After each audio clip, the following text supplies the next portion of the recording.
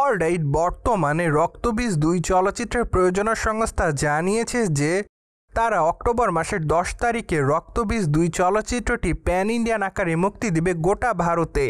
ফলে বর্তমানে এইটুকু অনুমান করা যাচ্ছে যে চলচ্চিত্রটি যখন প্যান ইন্ডিয়ান আকারে মুক্তি পাবে গোটা ভারতে, তখন অবশ্য চলচ্চিত্রের ইনকামও বেড়ে যাবে। তাছাড়া বর্তমানে অবশ্য শোনা যাচ্ছে রক্তবীজ ২ চলচ্চিত্রটি প্রথম ৭ দিনে বক্স অফিসে ইনকাম করেছে প্রায় ৪ কোটির কাছাকাছি।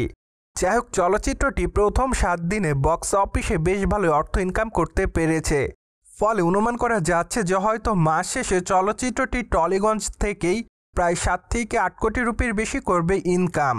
যাই হোক, এখন শুধুমাত্র অপেক্ষার পালা, কেননা মাস শেষেই ভালোভাবে বোঝা যাবে টলিগঞ্জ থেকে মিমি চক্রবর্তীর রক্তবীজ ২ চলচ্চিত্রটি বক্স অফিসে কী পরিমাণ অর্থ ইনকাম করে।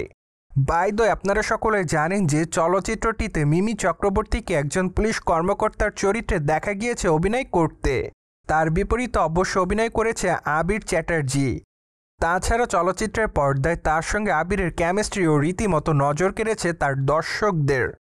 পাশাপাশি অবশ্য প্রথমবারের মতো চলচ্চিত্রের পর্দায় বিকিনিতে দেখা গিয়েছিল মিমিকে। ফলে বলাই বাহুল্য যে মিমির এই বোল্ড অবতার সম্প্রতি দর্শকদের কাছে চলচ্চিত্রের পর্দায় নতুন এক মাত্রা যোগ করছে। অ্যান্ড চলচ্চিত্রটিতে খল চরিত্রে নজর কেড়েছিল অঙ্কুশ হাজরা, কেননা প্রথমবারের মতো নায়ক থেকে খল চরিত্রে অভিনয় করেছে এই অভিনেতা। তাই তো বলাই বাহুল্য যে ভিলেন চরিত্রে প্রথম চলচ্চিত্রে বাজিমাত করেছে অঙ্কুশ। চলচ্চিত্রের পর্দায় অঙ্কুশের বিপরীতে অভিনয় করতে দেখা গিয়েছে কৌশানীকে। তাই তো বলাই বাহুল্য যে বর্তমানে চলচ্চিত্রের পর্দায় তাদের কেমিস্ট্রি নজর কাটছে তাদের দর্শকদের। দ্যাটস ওয়াই রক্তবীজ ২ চলচ্চিত্রটি তারকাবহুল একটি চলচ্চিত্র ছিল।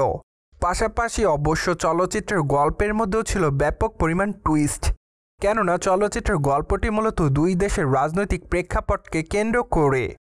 ফলে এইটুকু বলাই বাহুল্য যে বর্তমানে চলচ্চিত্রের গল্পটি দর্শকদের কাছে নতুন এক মাত্রা যোগ করছে।